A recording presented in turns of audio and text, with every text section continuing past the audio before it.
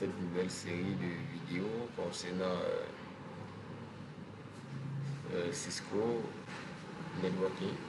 Donc aujourd'hui nous allons voir comment rapidement initialiser un nouvel équipement et beaucoup plus la mise à jour d'une image logicielle. Nous allons travailler avec Cisco Catalyst 3560 24TS qui est un commutateur, qui est un switch naturellement. Alors, quel est l'objet de cette vidéo? Nous voulons mettre à jour notre Cisco et la plupart du temps, c'est une tâche qui paraît légèrement complexe, qui semble complexe, mais bon, alors qu'elle est abordable. Alors, aujourd'hui, nous allons travailler avec une version un peu ancienne de Cisco. C'est un équipement de 2009, 3560, mais elle a été mise à jour jusqu'en 2017. Donc, la firmware avec laquelle on va travailler, a été éditée en octobre 2017. Alors, le Catalyst 29 3560 vient nativement avec un 12.2.35 SE5. Donc, pour comprendre les codes des différentes firmware Cisco, je vous invite à revenir sur le site de Cisco, lire davantage dessus. Donc, 12 c'est le numéro de version majeure, 2 numéro de version mineure et 55 c'est l'évolution. Et 12 ici représente le nombre de fois que le logiciel a été mis à jour. Le E de SE représente Enterprise, S System, l'appellation. Alors ici, on aura besoin de quoi? On a besoin d'un PC, d'une switch et d'un câble console. Voilà, voici le câble console. Alors, le câble console, c'est ça, avec deux sorties, une sortie H45, une autre sortie qui ressemble déjà. Voilà. Donc, pour la nouvelle version, vu que les ordinateurs sont non plus ce port série ici, on utilise des adaptateurs pour brancher en USB, comme présenté sur la figure. Alors, je tiens à insister et à dire ceci pour les nouvelles versions de Cisco, pour les nouveaux équipements qui sont récents, les Cisco 7000 et ainsi de suite. On aura naturellement, on aura des possibilités de charger la firmware avec une clé USB, d'accord, bien une mémoire extensible. Donc ici, on peut avoir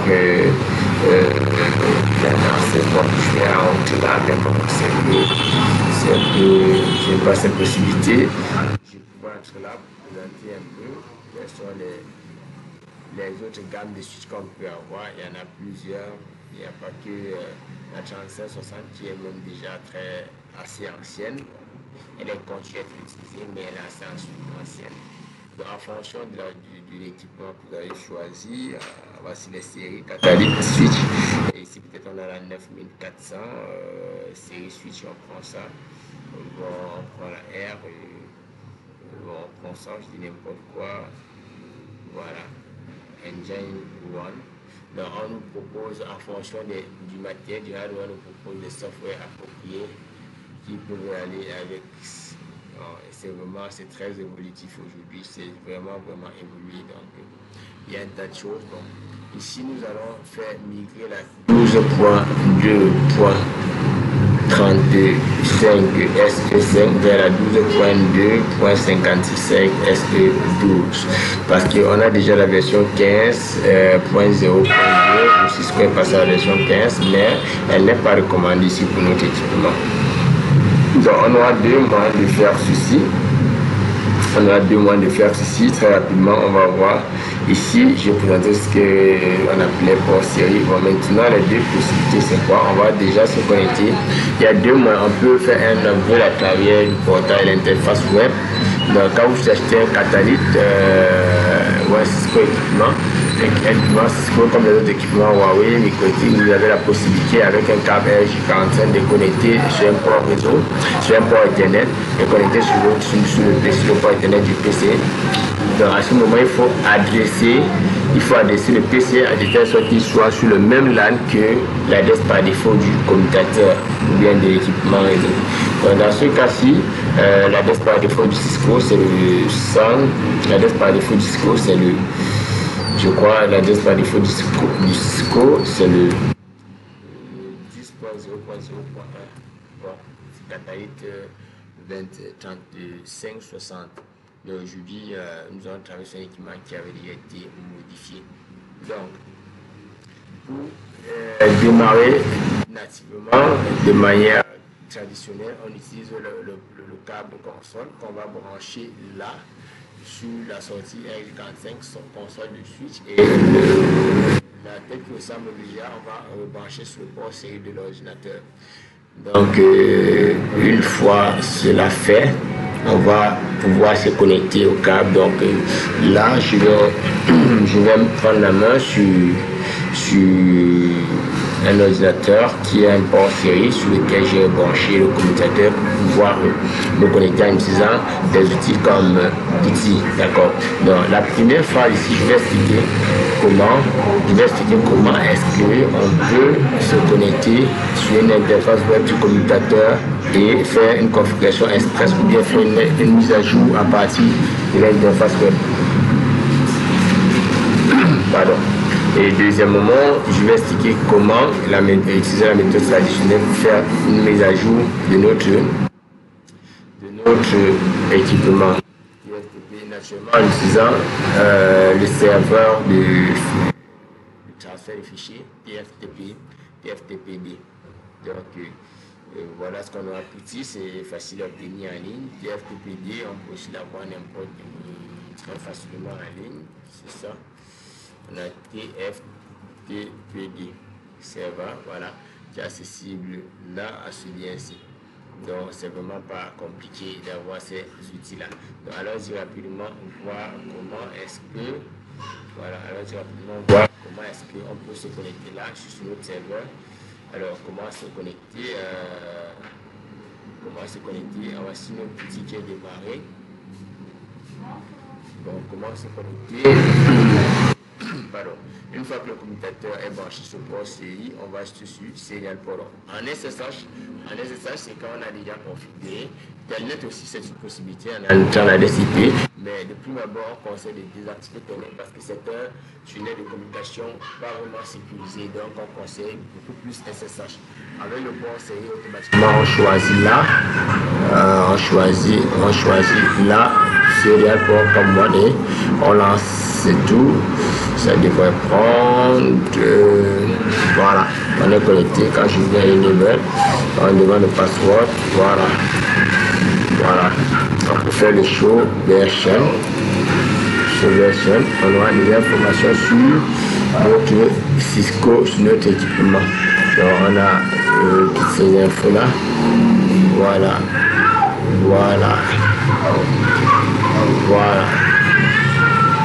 voilà, voici la firmware qui est déjà installée. Bon, on va l'installer à nouveau. Alors, comment procéder? Je vais d'abord présenter comment on le fait avec l'interface web. Avec l'interface web, donc là, je connecte l'interface web. Je n'ai pas de caméra pour présenter ça. Je connecte l'interface web et je vais essayer de me brancher sur la même adresse sur le serveur. Voilà. J'essaie de me brancher sur Cisco. Voilà. Naturellement, le voyant doit passer d'abord au orange, ensuite au vert. Donc, pour initialiser le Cisco, n'oublions pas que pour initialiser un bouton catalyste, il faut laisser le bouton mode pendant 3 secondes, ça commence à clignoter. On maintient toujours jusqu'à ce que pendant 3 secondes, les 3 voyants au-dessus du bouton mode s'allument et on maintient jusqu'à ce que ça commence à clignoter. Je suis occupé. On maintient jusqu'à ce que ça commence à clignoter.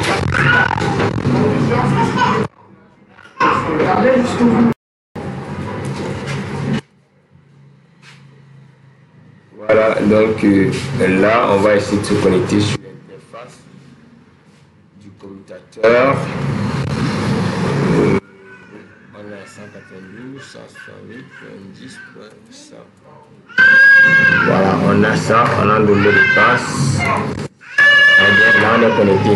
Donc, sur l'interface web, quand on est connecté, on peut faire une configuration express. ce setup, ou bien on peut aussi faire maintenant un software upgrade, comme on peut le faire directement ici. Donc voilà l'interface, la présentation et l'interface web du commutateur. Le commutateur peut se manager par interface aussi aujourd'hui avec des versions plus récentes. L'interface est beaucoup plus interactive, mais la ligne de commande reste le meilleur choix d'administration pour les IT, réseaux et systèmes. Donc, ok. Donc ici, voici le bouton mode qui doit se faire appuyer pendant 3 secondes. Les 3 voyants là vont s'allumer et ensuite on maintient le bouton enfoncé jusqu'à ce que les 3 voyants commencent à clignoter. À peu près au bout de 7 secondes, ça va, on pourra relâcher et ça va faire le reload du système. Donc maintenant on va aller aborder la deuxième méthode, comment faire une mise à jour de la firmware Cisco. La deuxième méthode consiste à utiliser un serveur FTP. Donc je vais fermer cet écran-ci et je vais revenir rapidement sur notre ordinateur. Très bien, avant de revenir sur notre ordinateur, je vais charger la firmware déjà avec le serveur TFTP. C'est ça qui est un peu légèrement chambouille parfois les gars. Donc on vient ici déjà, il faut se placer dans le répertoire, se trouve la firmware qu'on veut mettre à jour, on se place là. Et ici on choisit l'adresse locale qui sera la même pour notre serveur sur lequel nous sommes là, qui doit être le même réseau local que le commutateur. Maintenant, tout ce qu'on a à faire, c'est on va se brancher, on va se connecter. Aussi, je rappelle, c'est possible de se connecter avec Telnet. Avec Telnet, tu sais, si ça n'est pas encore configuré avec Telnet, c'est l'adresse IP du VLAN sur le commutateur. Donc, c'est ça. Voilà. Donc, on se connecte, voilà, on demande le password qu'on va entrer. Enable, on entre à nouveau le password. Bon, là maintenant, on va essayer d'entrer la commande pour télécharger. D'accord, télécharger la firmware. On va ici la firmware qu'on veut mettre à jour, on copie, on ferme. Maintenant, je vais ouvrir cette commande là qui m'échappe souvent. C'est quoi? C'est archive download, archive download slash overwrite tftp to slash 10. On a l'adresse de notre serveur tftp et on colle le schéma du fichier qu'on venait de copier. Voilà, une fois qu'on a copié, coller, on tape entrée. Donc on va se reconnecter sur notre ordinateur quand on va pouvoir procéder à l'installation reload. Bon là, ça a pris, ça marche, c'est bon. Là, c'est le transfert de fichiers depuis le serveur TFTP vers notre commutateur Cisco. Bon, c'est pas une tâche vraiment compliquée, mais elle embrouille parfois. Donc il faut être assez posé pour faire ceci. Donc on va stopper un peu et revenir une fois que ça va fini de charger les fichiers. Alors ça finit de charger le premier fichier, ça poursuit avec le second, voilà, ça charge l'autre fichier. On va revenir une fois que ça va poursuivre également, ça va finir de charger cet autre fichier.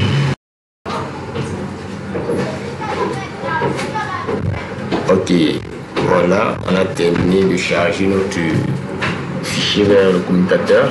Si ça commence l'installation instantanément, voilà.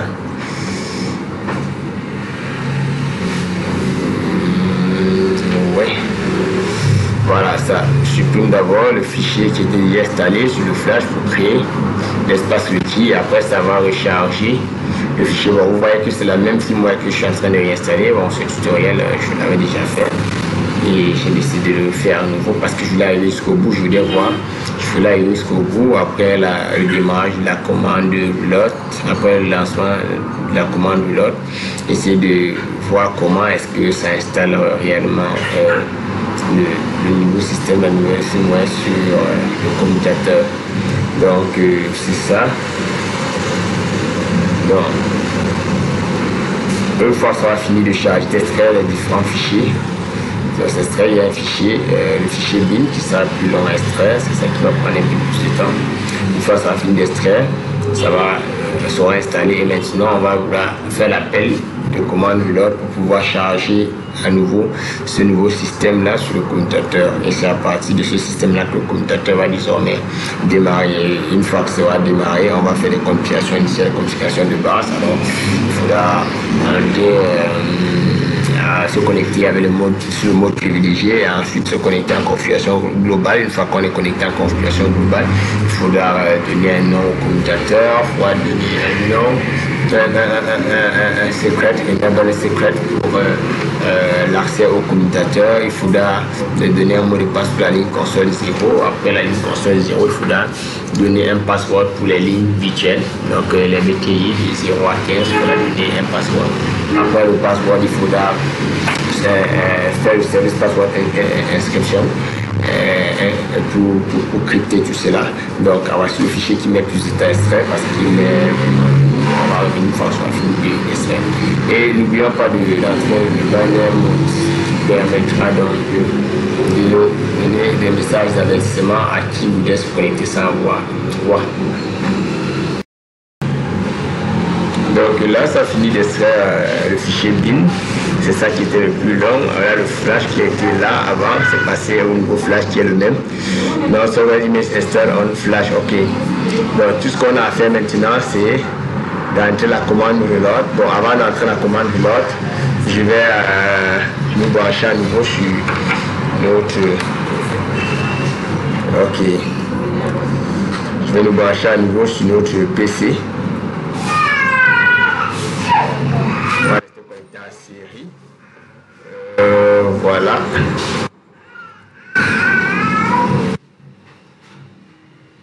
Ok, upgrade fast. Ok. Bon, je ferme d'abord cette session. J'essaie d'ouvrir un nouveau.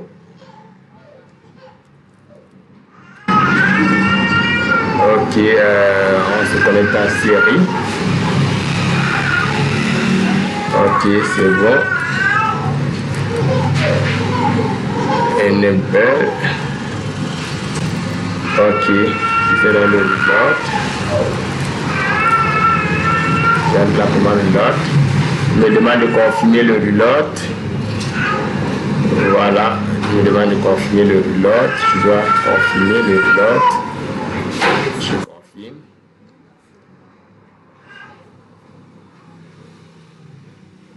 Ok. Je confirme le reload.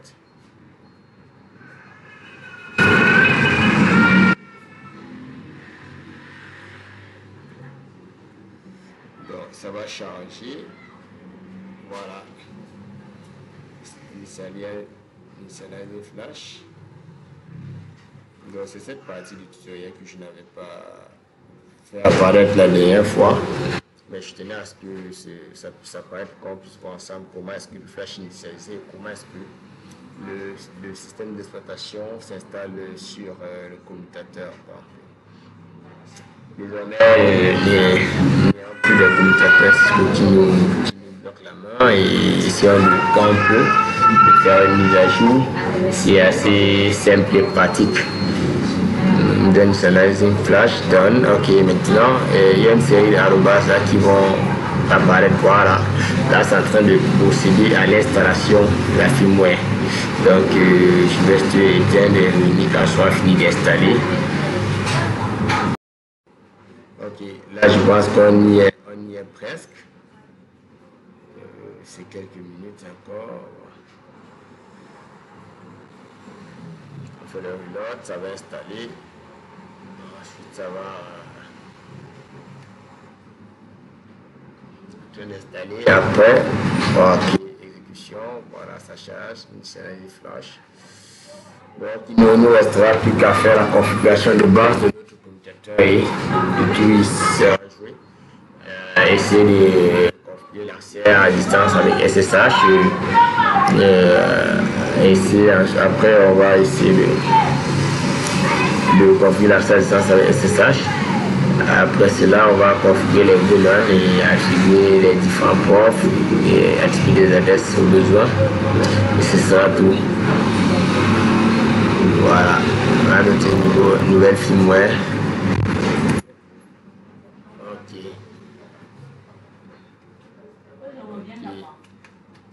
Nadine.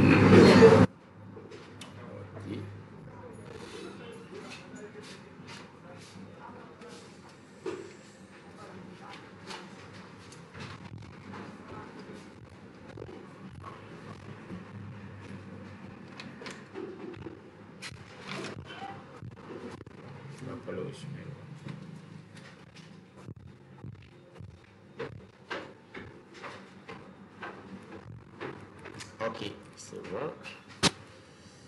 On a le password.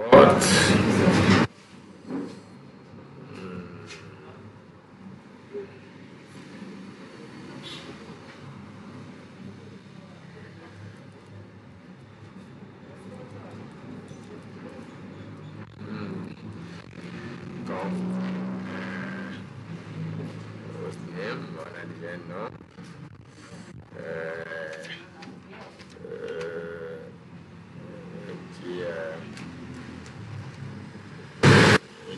Enable secret.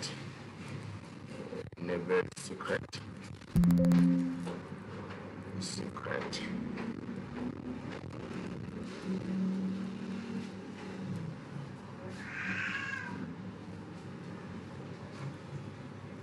Après on a le enable secret, on a le line console.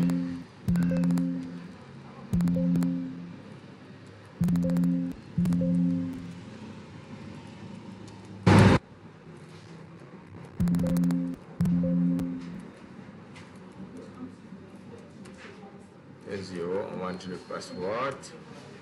Voilà. La line VTI.